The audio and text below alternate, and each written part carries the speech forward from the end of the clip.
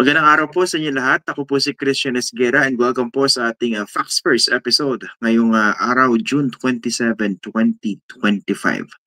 Okay, maganda po yung pag-uusapan natin ngayong araw pero bago po yan, again, I'd like to greet all our viewers and listeners. Maraming salamat po sa patuloy niyo pong pagsuporta. Nandito na po ngayon tayo sa Paris and mamaya meron tayo nakaschedule na gathering sa ating mga fellow Filipinos and viewers dito po sa Paris.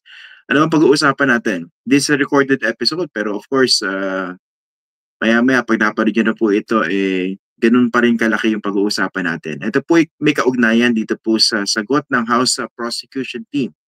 Dito po sa inilatag na answer ni Vice President Sara Duterte doon po sa mga allegation sa kanya sa impeachment case na ito. So basically, sinagot na ni Vice President Sara Duterte ito pong articles of impeachment. And over the past couple of episodes, hinimay po natin yung laman nito. So ngayon, pag-usapan naman natin, ano ba yung tugon dito ng House Prosecutors. I'd like to welcome again to our program. Siya po yung isa sa mga volunteer lawyers para po dito sa House Prosecution Team. I'd like to welcome again to our program si Attorney Lorna Kapunan. Magandang araw po and thank you for joining us, Attorney. Magandang umaga, gabi, hapon sa inyong lahat ng nakikinig kay Christian. Kasi flavor of the 24/7 si Christian Esguera dito sa Facts First. Attorney Lorna, kumusta? So, it can now be said, no? So you're one of the volunteer lawyers helping the House Prosecution Team. Tama po ba? Yes, we were several lawyers who helped because the arguments raised in the motion to dismiss were not substantive. They were all procedural and technical, no? Which seems to be the, yun ata ang strategy ng VP Sara Duterte to put forward lahat ng mga technicalities tsaka legal objections na wala namang substance, no? Okay. Which is why ang final niya is, although nakalagay doon answer ad cautelam, it really is a motion to dismiss in disguise. Okay. Bago natin isa-isahin po yung mga sagot ng House Prosecution Team, no? May I know ilan po kayong volunteer lawyers dito po sa prosecution team? We leave it to the we will leave it to the Okay. public prosecutors if they want to disclose at the appropriate time, no? But Okay. sa mga naririnig namin na interviews, no, in social media and on air, lahat naman parang sang-ayon sa position ng public prosecutors. So Okay. lahat yan mga volunteers for the country, no. Okay. Isa-isahin natin itong move niya para ipabasura ito impeachment case. What do you think of this? Well, yung motion to dismiss nga, yung answer ad cautelam motion to dismiss, no, kasi merong hearing on the affirmative defenses. Yun ang style ng mga litigation lawyers, no, para i-delay talaga ang trial. This motion to dismiss, in fact, looks like a script. Parang continuing script, hindi continuing court, continuing script ng senator judges who we saw on national TV acted as defense counsel. When they made a move to dismiss, then they made a move to amend, then finally they decided on a Solomonic decision to refer it to the House without, quote unquote, without terminating or dismissing the case, no? By requiring the House to answer two things. Number one is, nag-comply ba kayo sa requirements ng Constitution on the procedure for the filing of impeachment cases? And secondly, sa resolution nila, mag-i-end na yung 19th Congress. Itutuloy ba to ng 20th Congress, itong impeachment case? Siyempre, hindi nakakomply. Before we go to the reply, no, kasi merong mga technical objections na mention ng mga some of the senators, no. First of all, sinabi nila na the public prosecutors made their entry of appearance to the Senate before it became convened as an impeachment court, no. So hindi nila sinubmit yung appearance nila sa impeachment court. So the public prosecutors to preempt again that debate on Did you formally appear before the impeachment court or did you appear before the Senate? Nag-file rin. Nag-file ng manifestation and submission ang public prosecutors on the appearance. Final sa impeachment court para mamatay na yung objection na yung defense nag-file sa amin ng appearance nila ad cautelam, no? Kayo hindi naman kayo nag-file dito sa amin, nag-file kayo sa Senate as a legislative body. So, that pleading has been filed. Attorney, wait lang. Question lang Yeah. dun sa filing ng House prosecutors. Ano yung kaugnayan dun sa fact na yung mga senador mismo yung nag-waive nung formal appearance and reading of the articles of impeachment by the House prosecutors? May kaugnayan ba yan? Well, yes, because as mentioned, ginamit yon sa answer ad cautelam ni Sara Duterte. In fact, her first argument is, what impeachment are we talking about? Wala naman articles of impeachment dito, no? There was none that was read to the Senate impeachment court. Kasi ang operative word daw, reading of the articles of impeachment before the Senate, in accordance with the Senate rules of impeachment. At sinasabi rin nila ni VP Sara na wala namang articles of impeachment, sinoli nga ng Senate sa inyo sa House, no? Yung together with the resolution, no? And yun ang mga sinasabi niya, no? So, the Senate itself, by issuing the writ of summons, kasi pag nagbibigay ka ng writ of summons, kasama yung articles of impeachment. So, that by itself, no? Plus, it is absurd. It is absurd that Sara Duterte will answer a non-existing impeachment complaint. No? Pangalawa, winave nga yung reading It is not the public prosecutor's fault. It is the decision of the impeachment court to waive the reading of the impeachment kasi 2 beses sinet yung reading ng impeachment articles of impeachment at 2 beses kinancel. In view of that, the Senate President chose to refer it immediately to the Committee on Justice. So what did they refer to the Committee of Justice? The articles of impeachment, belying the claim, misleading claim ni VP Sara na wala namang articles of impeachment. So, figuratively, there is articles of impeachment and literally may talagang articles of impeachment na pending sa Senate. So, misleading yung sinasabi ni VP Sara na there's no articles of impeachment to talk about. Pero hindi ba, attorney, this was a complication that was introduced by the senators themselves when in fact it would have been less complicated kung hindi na-remand yung articles of impeachment. Wala na sana tayong debating ganito Precisely nga, that's why I'm saying this looks like a script, no? From the time that some of the senator judges started to act as defense counsels, by putting forward the argument na dapat i-dismiss, no? For lack of jurisdiction, citing 2 things, the 1-bar rule and the crossover, which we will discuss hopefully later. Parang continuation of that script. May nag-orchestrate nito at hindi lang natin alam kung sino or kung bakit. No? So, because of the public outcry, kung hindi nagmarcha sa outside the Senate building ang civil society, you're talking of academics, you're talking of all the marginalized sectors saying impeach or trial, baka natuloy yan. I think they buckled down and said, let's find a decision. That's why nag-amendment instead of dismissal. Nagkaroon ng resolution ng House. Okay. And what kind of course, pupuntahan natin mamaya yung isa-isa yung mga na-raise na issues ng Vice President. Pero dito, bago po muna yan, no? What kind of proceedings or even trial are you expecting kung ganito pa lang ito din kilos sa mga senador? Para bang katag team yung Vice President even before the trial could commence? Well, we're expecting that they're laying the basis for either side going up to the Supreme Court. Forum shopping yan kasi Although there are three independent branches of government, no, the judiciary, the legislative, and the executive, there is check and balance.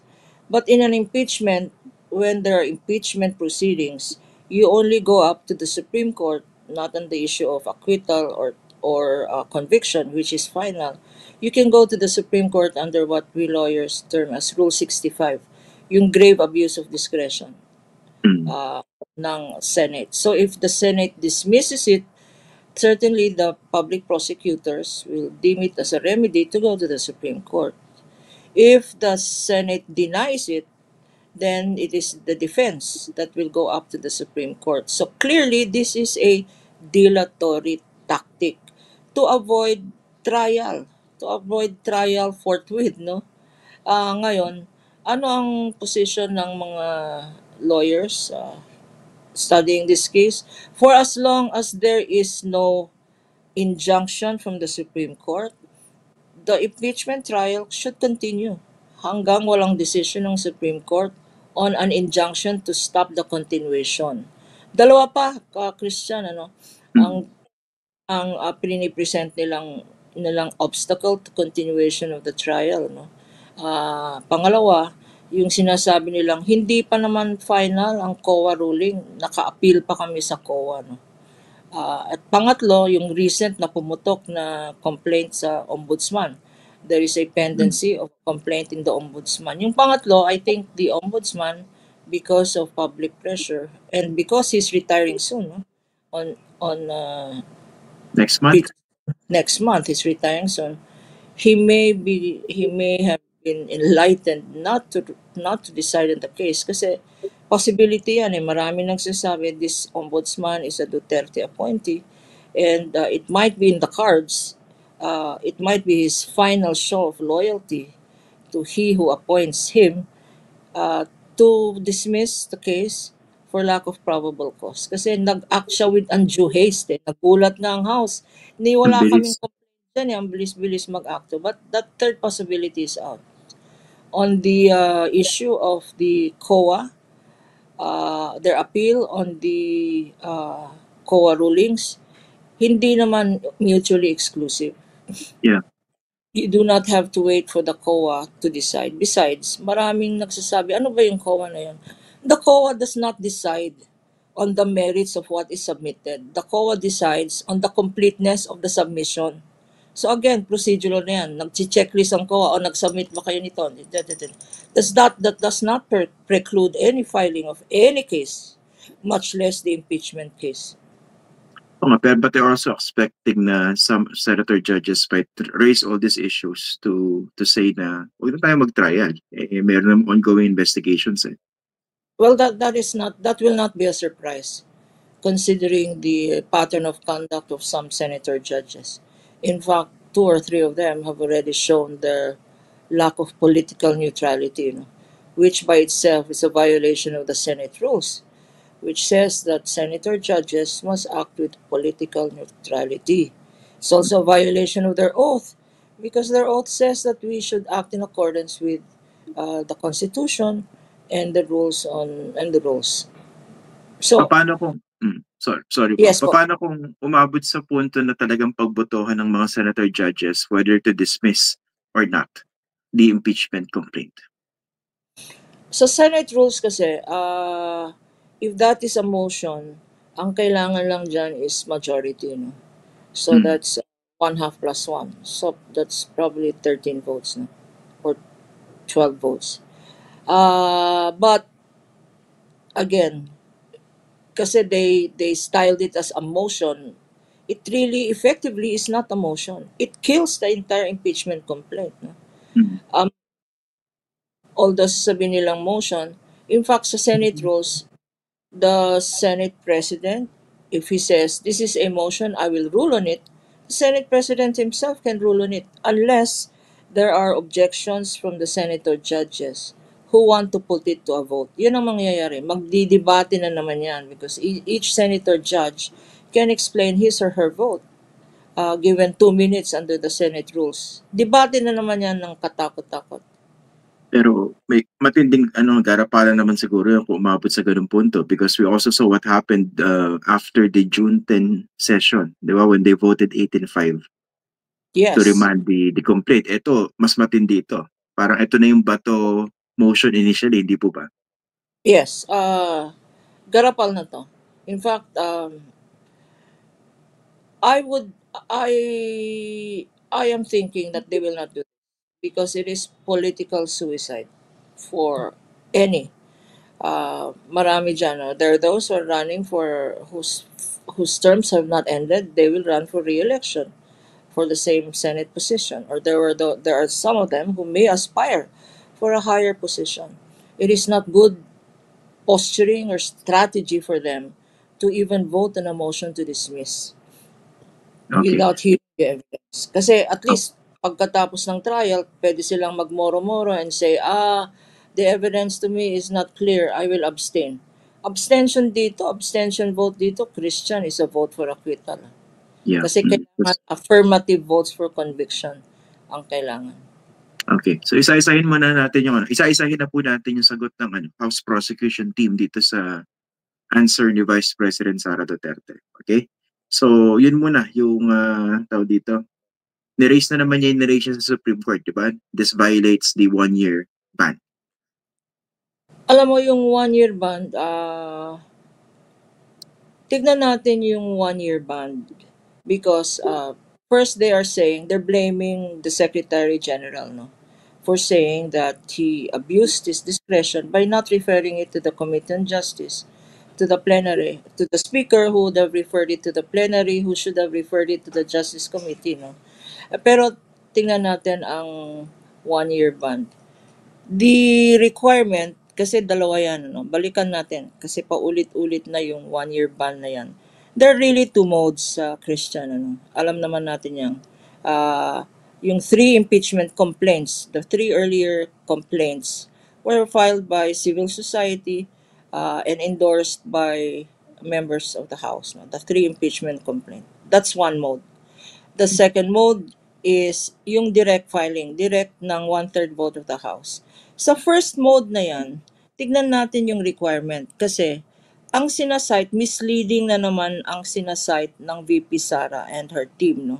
Ang sinasite nila is the wrong rule.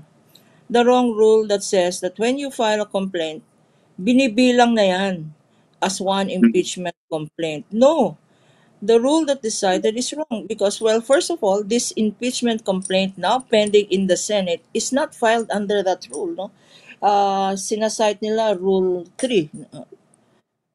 Ang ang rule dito is yung direct filing ng one-third of the House. Now, yung rule na sinasite nila, mali rin sila because ang operative word there is and referred. Filed, verified. Ibig sabihin, may complaint, verified means signed under oath by the complainants, and, may and yun, hindi or, and referred to the Committee on Justice. That makes it a complete impeachment complaint that will bar future complaints. No?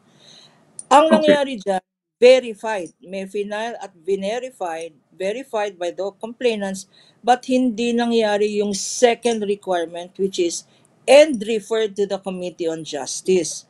So it did not operate as a complete impeachment complaint because hindi na-refer sa Committee on Okay. Justice. Clarify ko lang. So, meron discretion yung SecGen tsaka yung House na hindi mo na-refer despite the number of days required under the House rules. Ganun po ba yun? No, there is no discretion because, well, there is no ang sinasabi nila is the Secretary General violated the rules when he did not immediately ang sinasite nila yung immediately refer it to uh, the give it to the speaker. Pero pag binasa natin, in fact, we did some computation here. Klarong-klaro. Even if assuming arguendo, assuming na merong ng period, no, yung period from the Secretary General to the Speaker, walang period yon, it just says immediately. So immediately can be interpreted the same way that the Senate forthwith Anong interpretation ng Senate sa forthwith nila? Ang dami-dalang interpretation sa forthwith. Yung immediately ng SecGen to the Speaker, walang period dyan. Ang may period, Christian, yung 10 days. That it must be calendared within 10 session days. That has happened. In all the impeachment in the three earlier impeachment complaints, it was calendared, it was referred to plenary within the 10-day period. Ang deliberately confusing statement ng VP Sara and her team is hindi yan na calendar. But precisely deliberate ang deception kasi iba ang ibig sabihin ng calendar days at session days. Ang sinasabi sa House Rule, 10 session days. Pag tinignan natin yung calendar, and I have a graph here, yung first impeachment complaint, it was endorsed by Representative Sendanya, was filed on December 2, 2024. Filed. Not referred to the Justice Committee, filed. Walang session doon. There was no session day on December 2. The second impeachment complaint was endorsed by Representative Castro, Brosas, and Manuel. This was filed on December 4, 2024. Uh, the calendar days are December 3 to 4, referred to Congress. No? So, session under Congress session number 27. Kasi naku-confuse sila sa calendar days. There could be several calendar days, but it's counted as one session day. So pag tinignan natin yung first, second, and third, like the third was filed on December 19, calendar day 16 to 18, third session day yon. So lahat ng session days from December 2 to February 5 were exactly 10 calendar days if you count the three impeachment complaints. So yung sinasabi nila is really patently misleading. Sinasabi nila na yung three impeachment complaints ay hindi refer to the plenary within 10 session days. Ang deliberate deception nila is hindi session days ang biniling nila. Calendar days ang binilang nila. And if you count the session days, there's exactly 10 session days. So walang violation of the days to refer to the plenary. The fourth naman, which is really the direct filing, did not have to be referred to the plenary because precisely that is the second mode under a different rule, which is not the rule that is cited. Pag one-third yan, wala nang referral to the plenary, wala nang referral to the Committee on Justice. Okay, sige. Tapos yung isa pang procedural issue that they raised, yung anong sasagutin ko ay binalik ni articles of impeachment. Anong tugon po ng team ninyo doon? Again, that is patently misleading. No? Hindi naman binalik ang articles of impeachment. As a matter of fact, klarong-klaro yung resolution ng Senate, no, was qualified by the phrase without dismissing or terminating the impeachment proceedings. So there is an impeachment complaint. If they're referring to a physical impeachment copy, there are many copies na marami namang kopya na ng impeachment articles. If you're talking about literal, there are many articles. How else were they able to file their answer ad cautelam if they did not have a copy of the articles of impeachment? And already this has been moot and academic by the issuance of the impeachment court, of the summons and their requirement to file an answer within 10 non-extendable days from receipt of the summons. So, ano yung sinagot nila pag hindi sila binigyan ng articles of impeachment? At saka, ano yung refer ng Senate sa Justice Committee nila kung walang articles of impeachment? So, obviously, to quote Sarah when she in her public pronouncements against certain people, stupid. It is an argument not befitting of a lawyer, the highest elected lawyer misrepresenting to the impeachment court that there is no articles of impeachment. So yun ang dapat tignan natin. Okay. Ano ba po yung yung ibang sagot ng House Prosecution Team doon sa kanyang tugon? Tapos sinasabi niya na she was denied due process. Yeah. She was denied due process daw because when the 3 impeachment complaints were filed, hindi naman siya sinamon to present her case. Precisely, dalawa nga ang requirement dyan under the first mode, no? When it is filed by a private complainant and endorsed by the House, it is verified and referred. So there was no referral to the Committee on Justice. So obviously, the Justice Committee of the House could not call for a hearing. And since there was no hearing, there was no need to present evidence before the Committee on Justice. That again was preempted by the second mode of filing, which is the direct filing. So, pag sinabi niyang I was denied due process, there was no committee hearing where she was not invited and where she was not allowed to present her evidence because hindi nga na-refer to the Committee on Justice. Diretso na. Diretso na yung direct filing. Tapos, she's also saying in her motion to dismiss na the Senate, in line with her due process, no, calling for due process, she's saying that the Senate is a criminal court and therefore should be very strict in favor of the rights of the accused. No, again, that is clearly.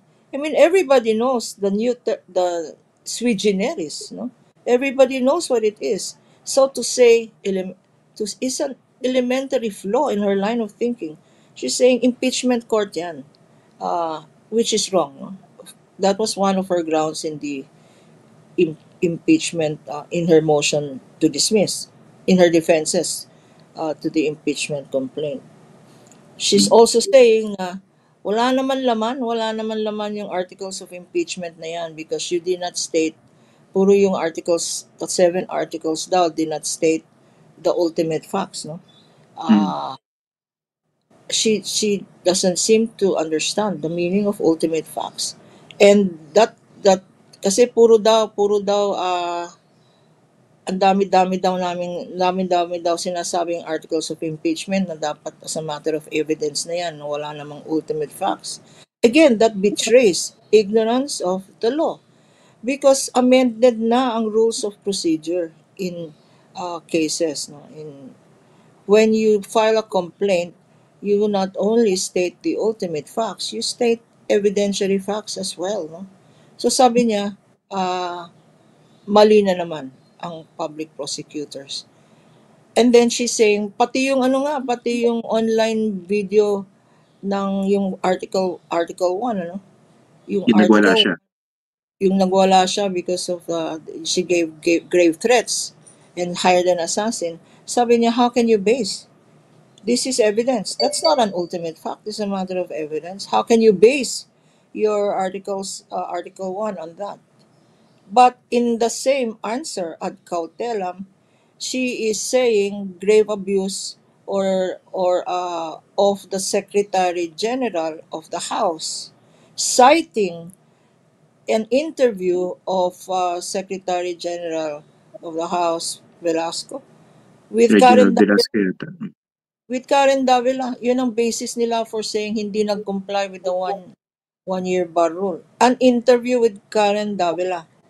How is that possible that she can cite an interview of a person that is hearsay when her own interview coming from her own mouth is used as evidence against her? That is not hearsay. That is direct, to quote, from the horse's mouth. So, ang dami-dami ng misleading statements dyan. Ano? And the other thing, that the last thing she says, no, as a prefatory statement, is that the Senate is functus officius. Wala nang life ang Senate, nag-end na yan. Ano? And she's arguing, again, wrongly citing a case, wrongly citing the Palad case, that the Senate is not a continuing body. Wala nang Senate na pag-usapan natin, so dissolve na kayo. But you're talking here is the Senate as an institution. And matagal na natin sinasabi na the Senate is a continuing body. The House is not. The House is not. It ends with every election. But the Senate is. You elect, kasi continuing yan. No? You elect some whose terms have ended. You continue with their terms for those whose terms have not ended. But what is clearly a continuing process is the impeachment court. Regardless of the argument na the Senate is functus officius, eh, mali na naman yun. So, deliberately misleading. Pero attorney, I think this is also pretty obvious, not just to you, to me, but also to many of our fellow Filipinos. Most of these arguments, if not all, had been raised for her, or so it seems, by the very senator judges who were supposed to try this. Of course, itong huling argument na binabanggit niyo, di ba? Ang nag-raise niyan with great passion ay yung natalong kandidato sa pagkasenador na natapos na po yung termino, patapos na yung termino, si Francis Tolentino, hindi ba? Yes. So the other thing is nagtataka naman kami na even after the Senate adjourned its session, the Senate President keeps talking and the Senate spokesperson keeps talking about a motion to dismiss.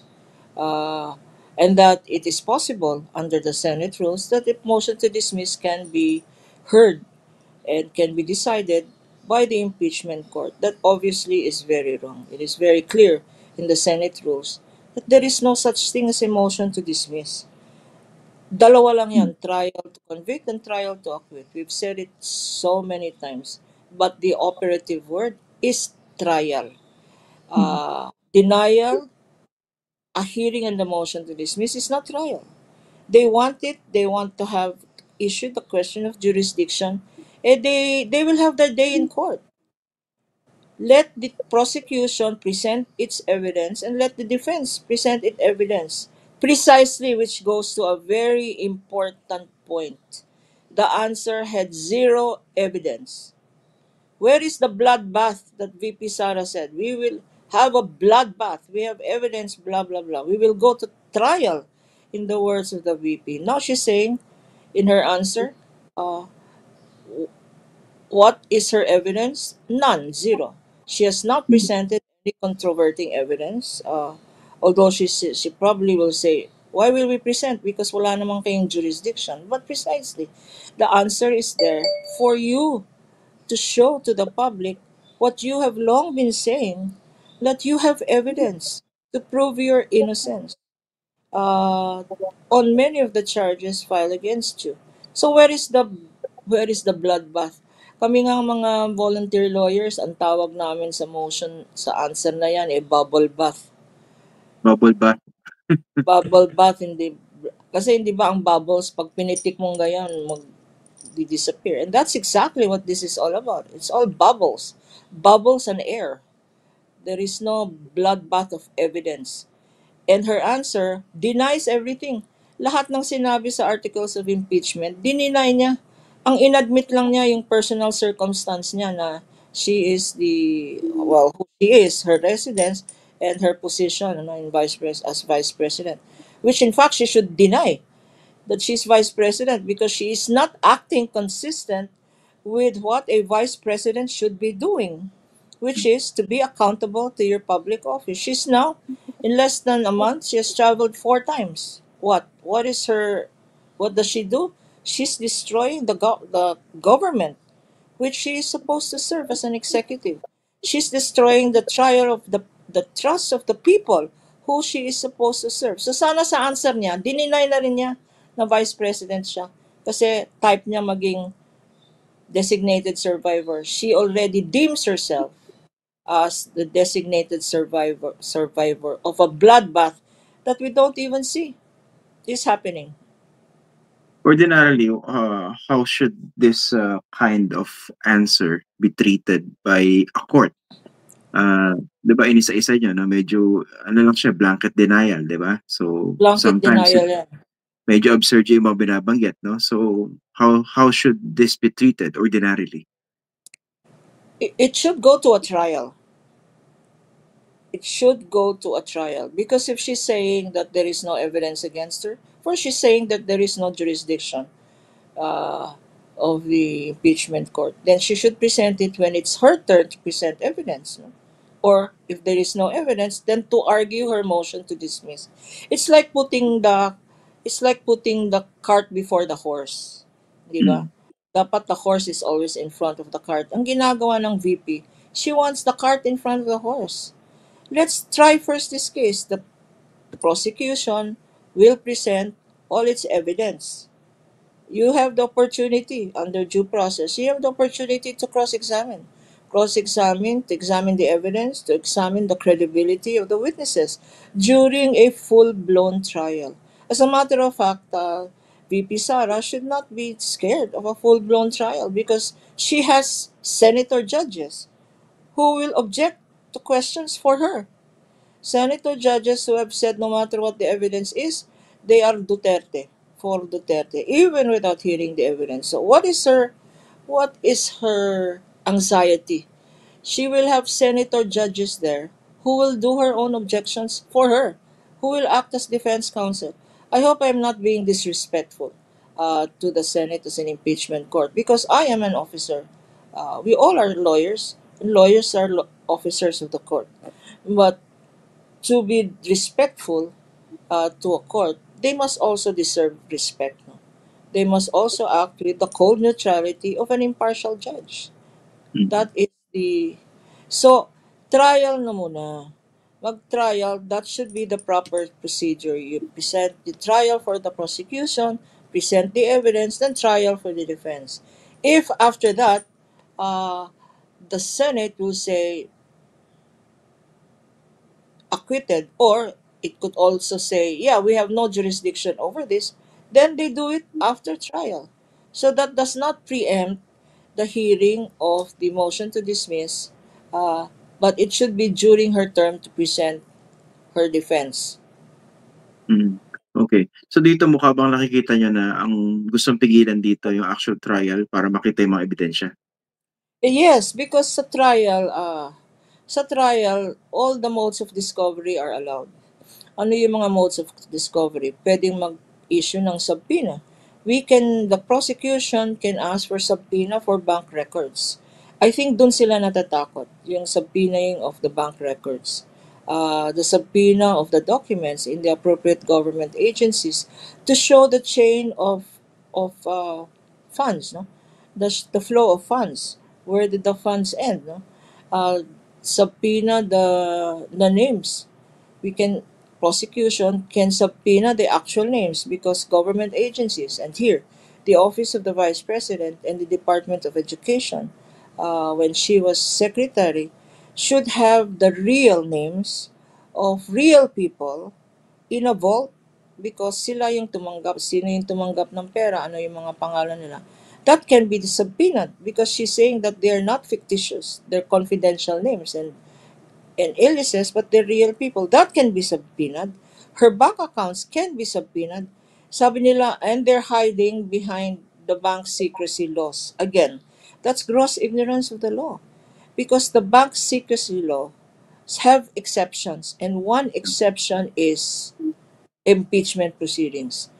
Banks can be required by order of an impeachment court in an impeachment proceeding to produce bank accounts. So this whole thing of motion to dismiss is motivated by fear that she has no evidence to contradict the strong evidence of the prosecution. She is just relying on her allies. She's relying on AI. She's relying on getting support from our OFWs abroad. She is relying on fake news. She is relying on distortion of facts. As a matter of fact, we should remind the vice president that she is an officer.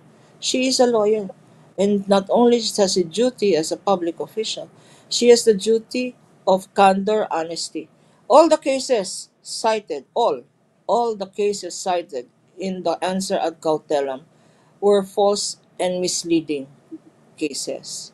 Kagaya ng sinasabi niya, yung Francisco case on the Mm. one bar rule. Sa Francisco case naman, unlike dito sa current impeachment case, nakatungtong sa Committee on Justice. It was verified, a first complaint was verified, was filed, and then went to the Committee on Justice. So that counted already as an impeachment complaint. So when a second impeachment complaint was filed, that that was already barred by the first. Kasi referred to the Committee on Justice. Dito naman yung tatlong earlier complaints were verified, meaning signed and sworn to, but not referred to the Committee on Justice. So what was that? Misleading. They're citing cases in the hope that the senator judges will not read the case. They'll just rely on the citation. Mm. Pero Okay. clearly not applicable yung mga sinasite nilang cases. Nga rin, yung case na yan, nailatag na rin ng isang senator judge yan para kay Vice President Sara Duterte, no? Quite curiously. Anyway, itong ano po, finally, anong sagot ng House Prosecution Team dito naman sa second requirement ng Senate Impeachment Court? Yung pagsasabi dapat ng 20th Congress na okay pa kaming ituloy ang impeachment complaint. Well, we cannot preempt the 20th Congress, no?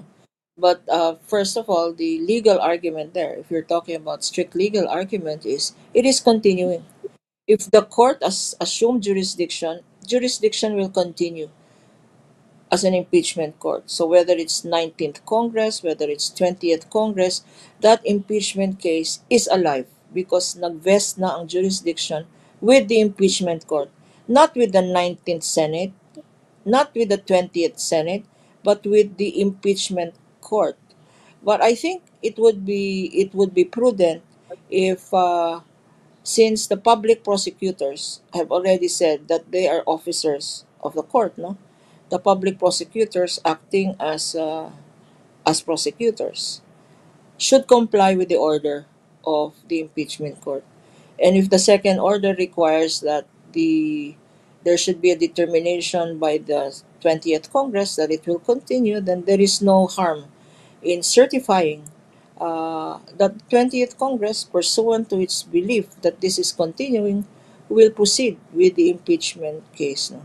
Ang dapat lang gawin ng 20th Congress, I think, no, is to designate 2 additional public prosecutors.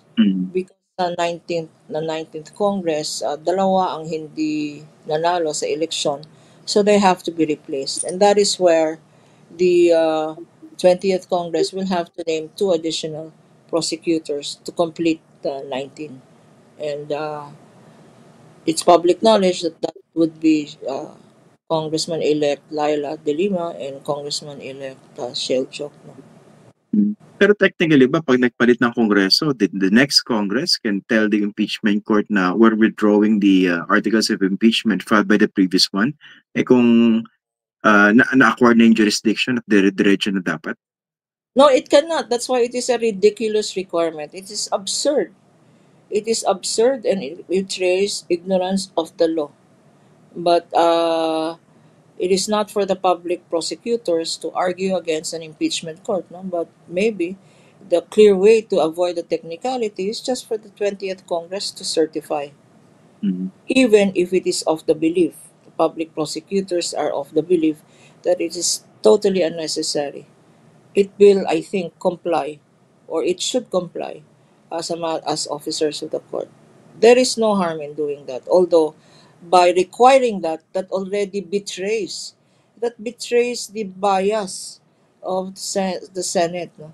The 18, hopefully the 18 who voted in favor of this order of the Senate will be open-minded when they see the strength of the evidence of the prosecution and the lack of a bubble bath from the defense. Okay, Attorney Lorna, maraming salamat po for joining us. Abangan natin yung mga susunod bang proseso at mangyayari dyan sa Senate Impeachment Court. But in the meantime, thank you very much for joining us tonight dito po sa Facts First. Thank you so much, Christian, and mabuhay tayong lahat. Salamat po. Ito si Attorney Lorna Kapunan, nakausap po natin. Yan. So may sagot na po yung House Prosecution Team dito po sa verified answer ni Vice President Sara Duterte. And ano bang summary dun sa sinabi ni Attorney Lorna Capunan? Well, sabi niya, the Vice President was saying that she was expecting a bloodbath dyan sa Senado bilang isang impeachment court, pero ang biroan daw nila bilang mga abogado, mukhang bubble bath yung sagot ng Vice President dito po sa articles of impeachment. Okay?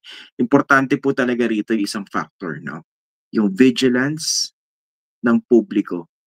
Dahil pag nawala po itong vigilance, they can get away with a lot of things which are not necessarily aligned with the principles of truth, transparency, and accountability. Kasi kitang-kita naman natin na may mga senator judges na inilatag na itong mga arguments na ito for the Vice President even before she could formally answer the articles of impeachment. Nakita natin yung balitaktakan dyan sa Senado, noong June 10 in particular, or even before that, the arguments raised by the likes of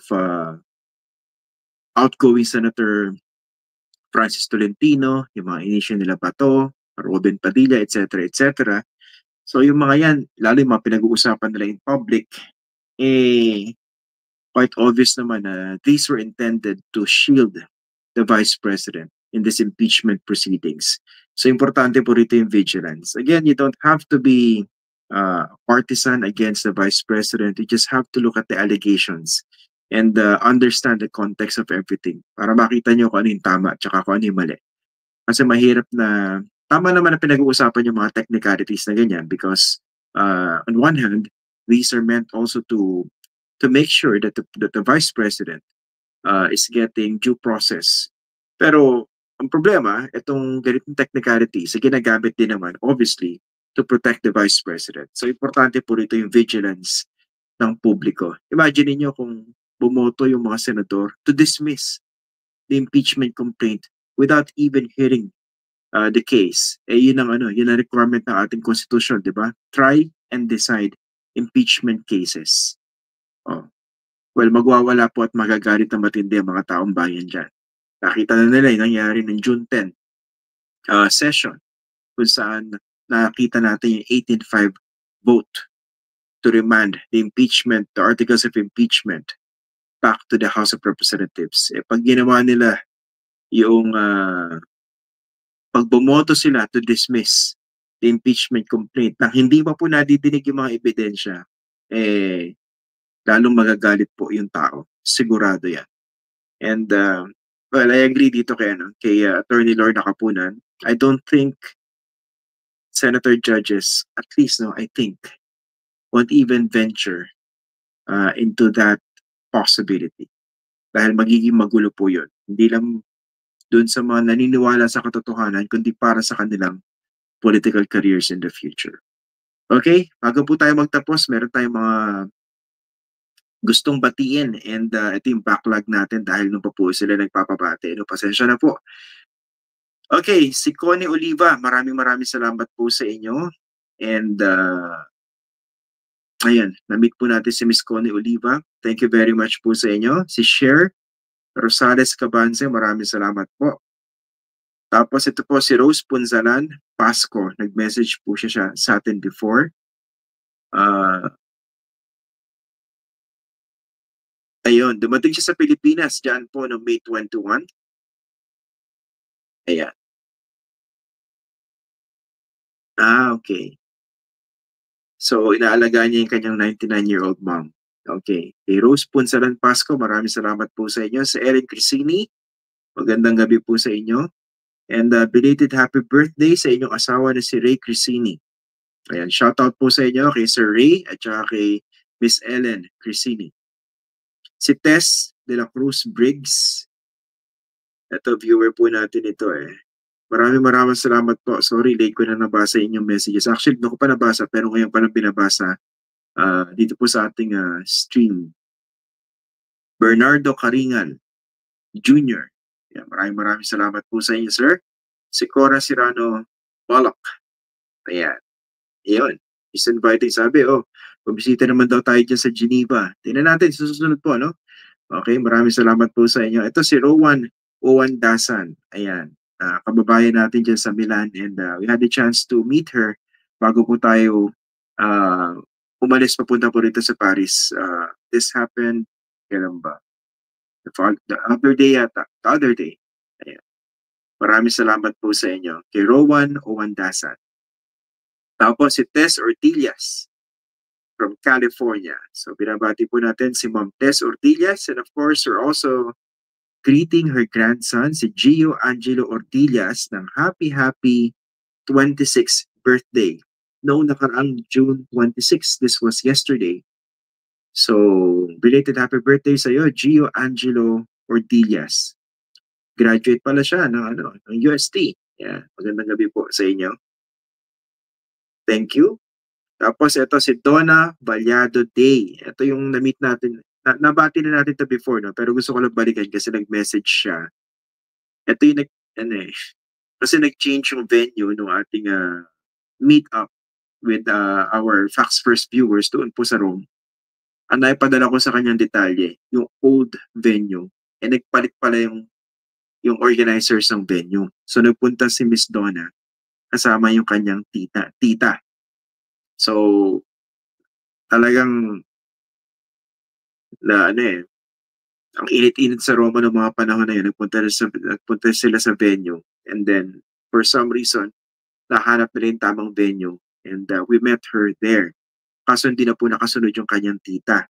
So ito again, paumanhin po, no, dahil po sa nangyaring miscommunication, and gusto lang po nating batiin si Miss Donna Vallado Day. Na-meet ko siya personally, we had a picture, and gusto rin po nating batiin yung kanyang tita Babes Medina. Ayan, yun. So Tita Babes Medina, pasensya na po, hindi po tayo nagkita because of the mix-up, pero please do know that we deeply appreciate your support. Maraming salamat po, and ingat po kayo. Don't worry, babalik pa po tayo dyan sa Roma, sa Milan, and most definitely makikita po tayo doon sa susunod. Maraming salamat po sa inyo. Of course, si Ma'am Lina Lansang, isa po sa mga nag-host sa atin dyan po sa Roma. Maraming salamat po talaga sa inyong suporta. Thank you very much po sa inyo. Tapos yung kaibigan natin way back from college na nakabase na po sa LA, si Jasmine Humawan. Binabati natin ang kanyang daddy Nestor, si Sir Nestor. Matagal na po nanonood ng Facts First yan. So magandang gabi po sa inyo. Greetings from Paris. Tapos ito po si Rex Ramos. Ayan, na-meet natin ito sa Milan. Talagang avid Facts First viewer ito. Na-meet natin siya at saka yung kanyang asawa. Yung last dinner natin dyan sa Milan. Kasama po natin yan. Yung grupo nila Mr. Rex Ramos. Ayan. So binabati rin po natin ang kanyang Tita Doors Norae. Tama ba? Tita Doors Norae or Nore? Or Nore. Pinarans ko na lahat, no? Tita Doors from USA. Magandang gabi po sa inyo. And thank you for watching. And of course, binabati rin po natin yung Mrs. ni Rex na si Maureen Ramos. Ayan. The Ramos couple. Magandang gabi po sa inyo.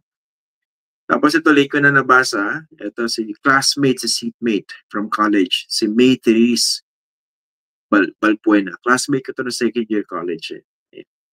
So, binabati natin siya. At ang kanyang, wait lang yung cousin niya na si Girly Kalaykay from Doha, Qatar. Hindi ko nabasa yung message ni May. So, magandang gabi po sa inyo. And thank you for watching. Sino pa ba? Yung mga kuling pa yata. Okay, diba din? Susunod sisikapin natin magkaroon ng live episode. No? Pero in the meantime, yan na po muna. Maraming salamat po sa inyo. And thank you for watching. Ayan. Magandang gabi po sa inyo.